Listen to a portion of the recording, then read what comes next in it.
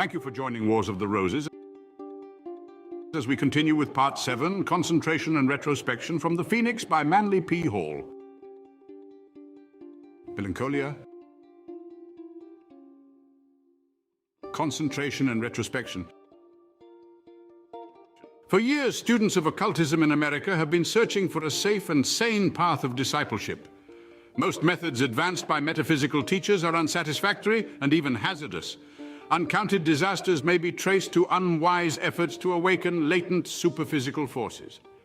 Nearly all the yogas, with the possible exception of Raja Yoga, have been so diluted with tantric sorcery that to attempt their use is to become unpleasantly involved in black magic. Raja Yoga is the princely discipline, but without the constant guidance and closest confidence between disciple and master, tragedy is almost inevitable. The American public has gone through a terrible orgy of trick breathing, eye-rolling, and blank thinking. Our lack of knowledge of Eastern metaphysics has made the perpetration of fraud so simple that scarcely a community has escaped. The reaction is now towards more intelligent directionalization of effort. Nearly everyone realizes that he lacks proper control of his faculties and has little or no influence over his impulses and appetites. The desire for self-improvement being universal, it is natural that the question should be asked how order can be brought out of this chaos of conflicting emotions and elements in the body. Before it is possible to advance a solution, it is necessary to carefully analyze the problem, presuming for the sake of argument that which cannot always be presumed in fact, namely that the occult exercises now in vogue for development purposes are authentic, esoteric instruction. We have an incongruous situation. Individuals with no understanding whatever of the fundamental principles of metaphysics are dabbling promiscuously with the most dangerous of all sciences, that of operative occultism. These exercises create distinct vibratory rates so radically different from those of the individual who is attempting to superimpose them upon his organism that the result is psychical disorganization. Man's normal functioning results from a fine equilibrium between his parts. In the average person, there is no faculty or part either so much higher or lower than the rest that this balance is destroyed. In other words, our eating is on a level with our thinking, our actions synchronize with our desires and our ideals, while generally the highest part of us are still in reasonable relationship to the whole. True, there is discord in the body, but for the most part this discord is in a minor key. Nature affects the growth of the soul by achieving, through gradual environmental modifications, the improvement of the entire nature. Where we are is determined by what we are, and each is placed in a world not too far beyond his capacity to understand. It is then that occult exercises, intriguing the mind, lead to excesses which may bring down the life in ruin. A right thing is only really right when it is in the right place, and methods of development which may bring a properly qualified killer to the dignity of an arhat will destroy the reason and well-being of the person who has not received the necessary preliminary instruction. This instruction is seldom given in American metaphysical circles because of the spirit of haste, which is our national disease. It is little short of a crime, in fact. It is criminal to collect a group from the streets to whom even the term occultism is a stranger, and then promise these same people that through some Asiatic technique they can acquire control of the psychical forces of their lives in 10 simple lessons, etc., etc. The rationale of nature is thus violated. The laws of life are put at variance with life's purpose, and the farce rapidly turns into tragedy. As we have suggested, all other things being in themselves honest, the fault lies in the attempt to storm the gates of heaven, or to force upon oneself a state inharmonious with the qualifications of the nature. The average individual is not fit to contemplate the profundity of universal mysteries, and when he attempts to do so, he simply sprains his intellect. It is absurd for men and women with no comprehension of the meaning of life about them to attempt to visualize or feel nirvana. When the uninformed goes into samadhi, he is not likely to return because, not knowing how he got there, he would not be able to find his way back. Metaphysical distances and intervals are very real, and it would be easier for a small child lost in the heart of Africa to find its way to civilization than for the unqualified student to return from those invisible worlds which are separated from this earth by immense intervals of quality and consciousness. Enthusiasts, of course, assert that it is otherwise, but enthusiasts are not wise. Enthusiasm is one of the emotions that is not permissible among the elect. Our attitudes toward life create their invisible counterpart in the subtle substances of the causal spheres, becoming powerful factors in occult development. The Orient and the Occident are not only separated from each other by vast oceans, but by even wider intervals of attitude. The East is metaphysical, the West is physical. The East is ascetic, the West is materialistic. The East has extraordinary powers of concentration and continuity. The West very little of either. The East has all eternity in which to accomplish. The West regards 5 minutes as a period long enough for almost any attainment. These variances in racial attitudes and beliefs render it absolutely necessary to modify Eastern occult exercises before they can possibly serve the needs of Western students. Most Asiatics in this country have never made such changes and modifications, and therefore they cannot understand why the majority of their students fail and why the most sincere die within a short time. In their philosophic intercourse with India and Persia, the Greeks brought most of the Oriental exercises into the Hellenic states prior to the Christian era.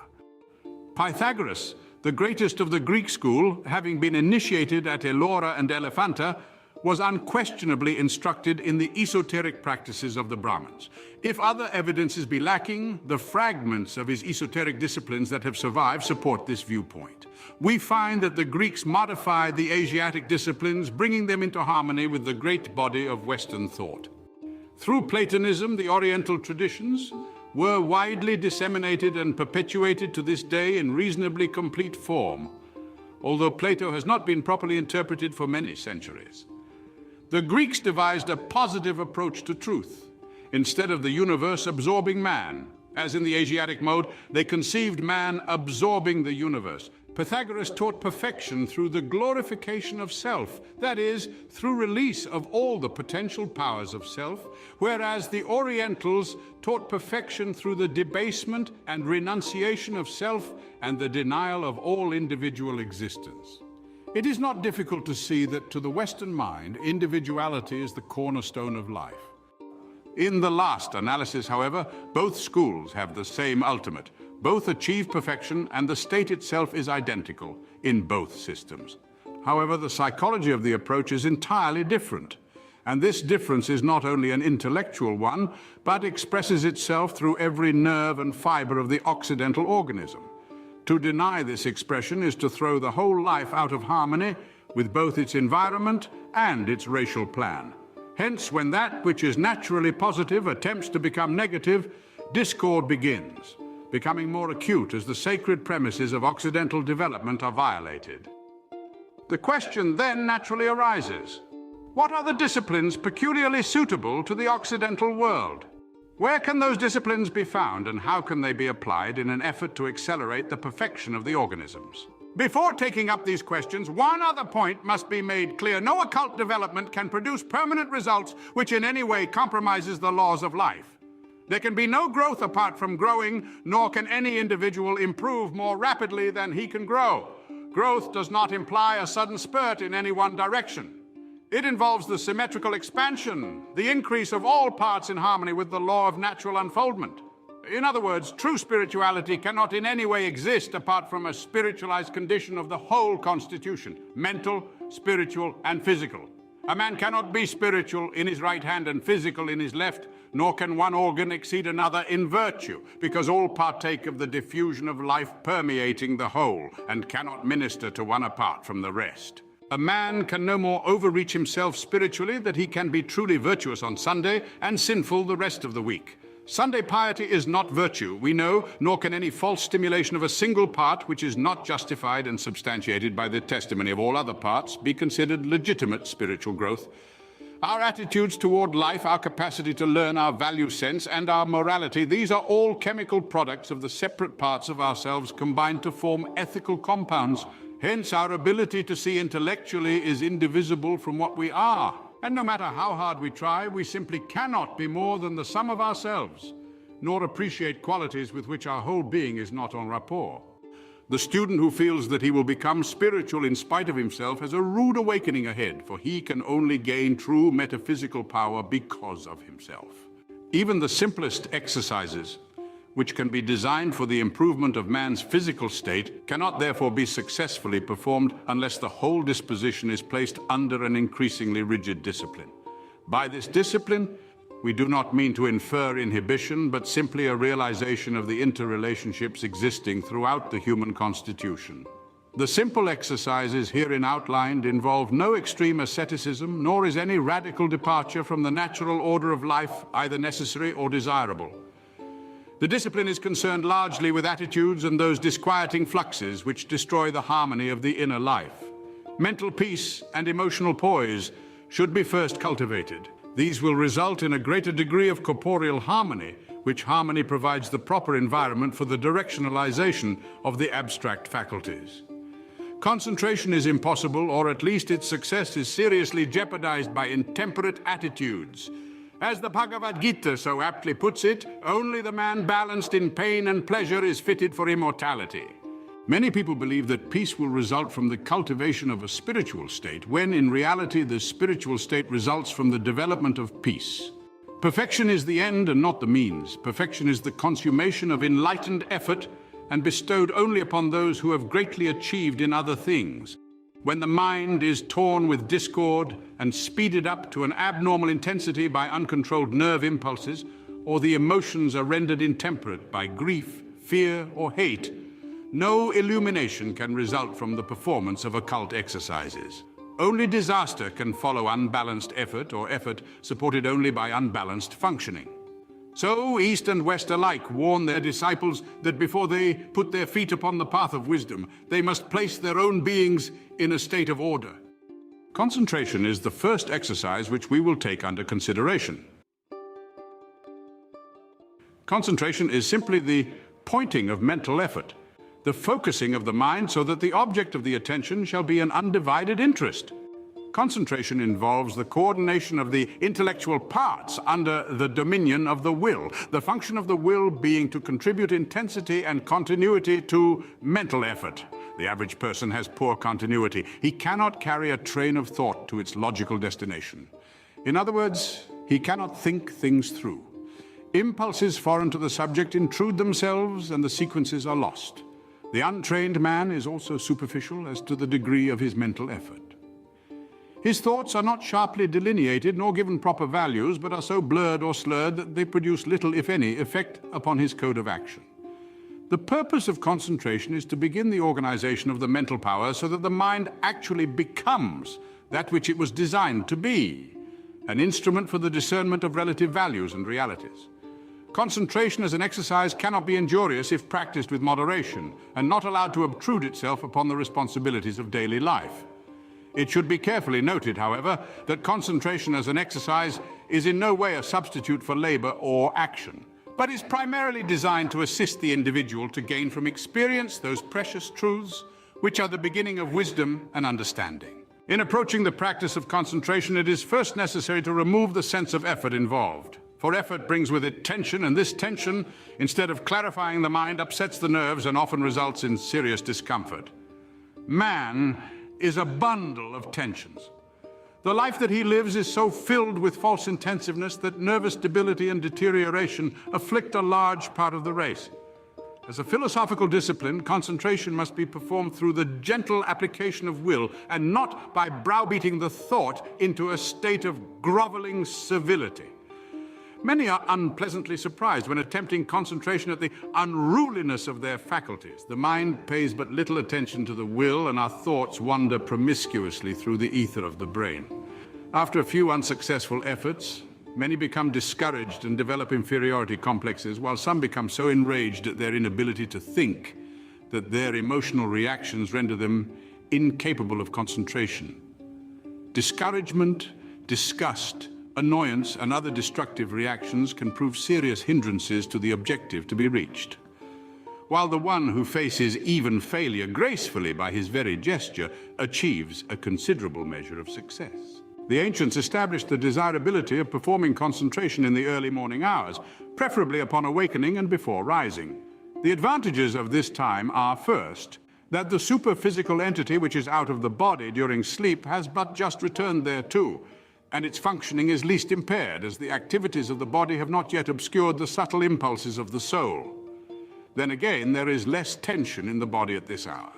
For the objective mind has scarcely reassumed the burden of daily cares and distractions. Finally, the vitality which has been stored up during sleep bestows additional strength to the enterprise. In every respect, therefore, the individual is at his best in his efforts at self-improvement. Regularity is also a vital factor. As far as possible, concentration should be practiced at the same time and under similar conditions each day. This establishes a rhythm, and the changes wrought by occult exercises upon the superphysical nature of man are nearly all achieved from continuous repetition over a long period of time. As our habits are the product of repeated impulses, so our temperaments may be molded into nobler proportions by such repetition. Under no condition should a person who is concentrating begin by making his mind a blank. Such a procedure must inevitably thwart the end which concentration seeks to achieve. On the other hand, it is equally undesirable to use any physical object as the focal point for the mental faculties, because such objects lead almost invariably to self-hypnosis. The individual is not trying to become mediumistic or to permit extraneous influences from any level to usurp the seat of reason. Thus, such objects as crystal balls, magic mirrors, lights, and reflecting surfaces are excluded. Nor is it desirable to burn incense or use perfume in the effort to provoke results. Pythagoras suggested to his disciples that their concentration should be upon some natural fact, such as the flight of a bird, the growth of a tree, or the wonder of the human soul. It might even be directed to the contemplation of action, analysis of motive, or the visualization of a place or thing. One of the primary ends for which the Greeks developed these exercises was for the improvement and ultimate perfection of memory, which they regarded as indispensable to the acquisition of knowledge. By memory, however, they intimated a faculty which not only perpetuated the forms and circumstances, but also analyzed motive and causation, so that the incident in all its aspects could be recalled at will by the mind for analysis by the reason of the values involved. The average person, when beginning the practice of concentration, will have the greatest measure of success if he will start by visualizing some simple familiar object which involves the elements of symmetry, beauty, and high symbolic significance. The lotus blossom or some other beautiful flower would be appropriate. Flowers bring a reaction of peace, and nearly every temperament responds constructively to the beauty which they have captured in their parts and colors. The lotus brings with it a wealth of symbolism, for it signifies the soul floating upon the surface of life's ocean, with its hidden roots deep in matter, but with its glorious heart turned upward to the light. The rose is the lotus of the West, with similar significance, representing by the opening of its buds the flowering of the ideals of humanity. Having chosen some such appropriate figure, the mind should be given the task of envisioning it, and the practice continued until the image can be invoked at pleasure and held an indefinite period of time. It may require from 2 to 5 years of daily concentration to capture the elusive shape and hold it securely, but the strength bestowed by this exercise upon the faculties is of inestimable value. The flower should be envisioned as about 2 feet in front of the face, hanging as it were in space, and after the concentration is sufficient to retain it there, the blossom may be given animation, opening from a bud to a full-blown state. At the same time that the faculties of visualization are projecting the outer semblance of the flower, the mind should be contemplating the qualities of the plant and seeking to fathom the universal mysteries revealed through the blossom's structure. Under normal conditions, a beginner will not be able to perform this feat with any marked measure of success. If he can retain the image for 20 seconds, he may consider himself as unusually successful. Within 6 months to a year, however, he should be able to lengthen the time to a full minute. Under no condition or at any time should the exercise be extended, however, beyond 5 minutes. The average person cannot concentrate for a full 5 minutes upon any subject or object without seriously depleting the mental energies. One particular bit of advice should be borne in mind. When in the process of concentration, the image has been created and then some disturbance destroys it. Do not attempt to force it back, but consider the attempt finished for the day and never perform the exercise more than once a day. Most of the unpleasant effects of concentration result from the effort to bring back through willpower and force the fleeting shape of the object. This is always disastrous and is the real reason for the nerve fag of which many people complain who have attempted concentration. Without long practice to strengthen the faculties, all occult exercises should be performed sparingly, always aiming to do too little rather than too much. In metaphysical subjects, it is much easier to prevent trouble than it is to mend the damage afterwards. If performed as herein suggested, the exercise can cause no harm to any normal person, but if there is supersensitiveness, subnormal vitality, or any abnormal condition present, these should be corrected as far as possible before any metaphysical exercises are undertaken. As concentration is primarily intended to order the thinking equipment and is the first step towards development of true clairvoyance, it has no direct effect upon the chakras or psychical centers of the body, and therefore cannot create a condition beyond the control of the individual. Concentration strengthens the mind, and the mind, endowed with greater powers of discrimination and discernment, in turn impels the life to more worthy ends. Thus, a circle is established in which each mutually benefits the other, and the entire outlook is ennobled. The high places of the world. Mount Everest is the third peak from the right. As concentration is distinctly a morning exercise, so retrospection is the proper discipline of the evening. Having completed the labors of the day, the body, exhausted by its efforts, seeks rest. In the peace of that twilight which divides labor from repose, our thoughts instinctively turn towards the actions of the day past. The discipline of retrospection was designed to serve two purposes. First, to instruct the individual to analyze the consequences arising from his daily activities. Everything that we do becomes a causal point from which flow innumerable effects. And retrospection is intended to reveal the true order of these outflowing effects. Again, retrospection is also an additional stimulus to the memory, for it causes the individual, through the association of ideas, to live over again the day that is past. From this detached viewpoint of an observer, the obscure issues are clarified and mistakes made evident. Like concentration, the practice of retrospection should be governed by the laws of order and repetition.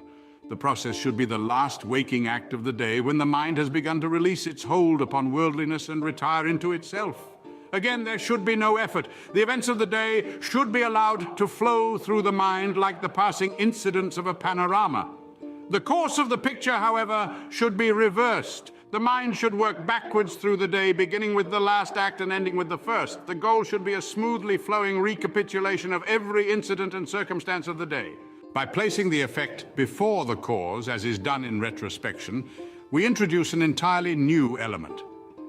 The perspective is changed, and what we call facts, we find, are largely matters of perspective. By approaching the matter from the opposite end of the happening, new values are discovered and the errors in decisions become apparent. Retrospection is a very good cure for insomnia, having many advantages over the archaic method of counting sheep, dashing through a break in the fence.